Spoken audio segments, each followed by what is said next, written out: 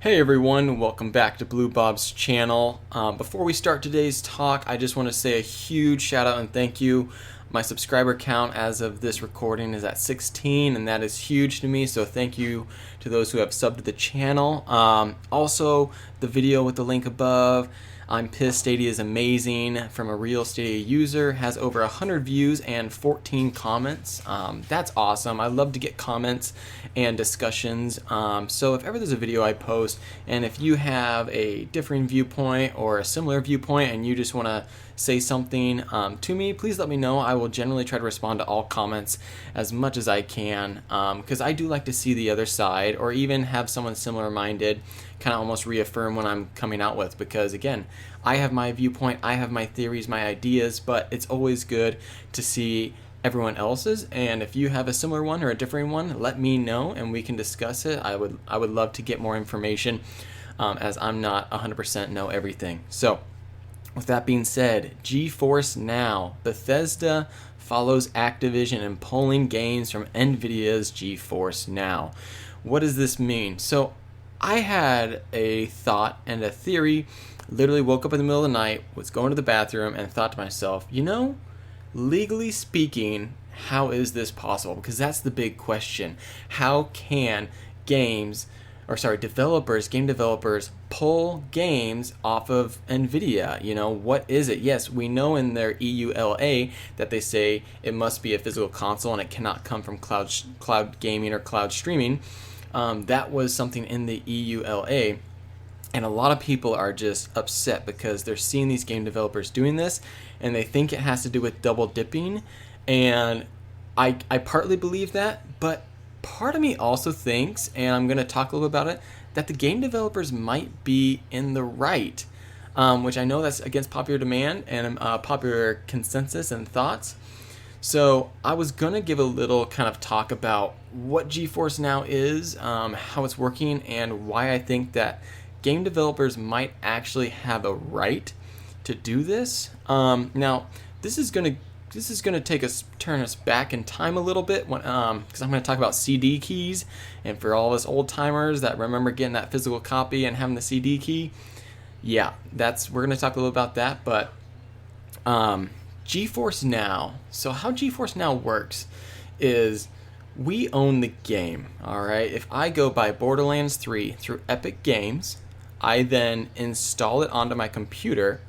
I can then open up the GeForce Now application on my computer, and when I hit play and I add it to my when I add it to my GeForce Now library and I prove I have the game, I can hit play, and it will try to find me a session on the NVIDIA's data centers, and then when that happens, they will stream it to my device. So my question is, from a legal standpoint, all I have done is prove I own the game. Okay, I do own it, therefore I should be able to play the game. Correct. Now, back in the day, you would have the CD key, and you would install the game, and you would input the CD key. Okay, compact disc key for the game. And when you did that, if I recall, you could not actually install that game anywhere else. It was basically locked to that one computer. So my question is are we going back to that time with this, where when we buy a digital when we buy a digital copy of a game, we are only technically allowed to install it once. Now, obviously, a lot of us install it multiple times, okay? I mean, especially when I buy a new computer and I have to go install all my Steam games again, I am basically reinstalling these digital copies, and Steam lets it happen. Epic's gonna let it happen, okay? That's fine, but I feel like since I'm physically doing it to a local hardware, that is different than per se me proving I have it, and then a company like NVIDIA having the game installed on their data center and streaming it to me. Like, does NVIDIA just buy one copy of the game, install it on their data center, and then they can shoot it out towards us? Or do they have it ported over and then they can shoot it out towards us? In which case, I think there might be an issue, since all I have done is proven it, which frankly, I feel like if I just maybe copied the application from a buddy and put it on my desktop, could I also almost prove that I have it then? So for me, I think I'm seeing it as the game developers might be right in the aspect of, yes, I own it, but is it really me, almost downloading and playing the game from a different computer, which I believe is okay if I do it.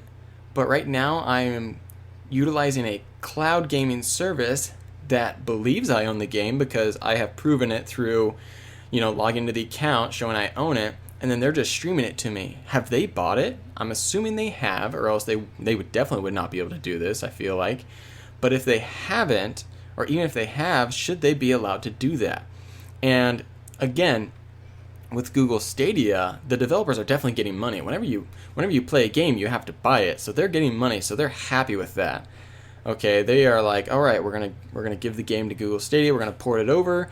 They buy, I get my 70% as a game developer, 60%, 80%, I don't know, I'm not a developer. So that's why they're happy. And I think a lot of people are worried that there is a lot of greed going on, and that's why they're being pulled. But I'm also curious as to whether or not it is possible to fool NVIDIA, the GeForce Now, in which case maybe they're a little skeptical because, hey, I don't want somebody who doesn't actually own the game to be able to stream through this GeForce Now because they're able to trick it, Then again, I'm not getting any money. I'm not double dipping. I'm zero dipping, I'm not getting anything. Because I remember being able to take like Warcraft 3, put it on a thumb drive, and go plug it into a computer and play. I could take my buddy's copy. So again, this was further back in the day. I'm sure they have more safety procedures nowadays.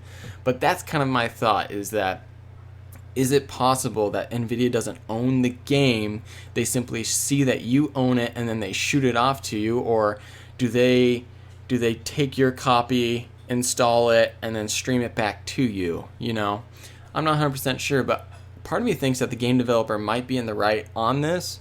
Obviously, there is concern that there could be some greed and double dipping, but I am not 100% sure. But I might honestly be leaning on the side of the game developers on this one, and that is, and frankly, I've been enjoying GeForce Now with my Epic games because I bought Borderlands 3 not realizing my computer did not meet the specs. It met the minimum requirements, but the lag is atrocious, the stutter.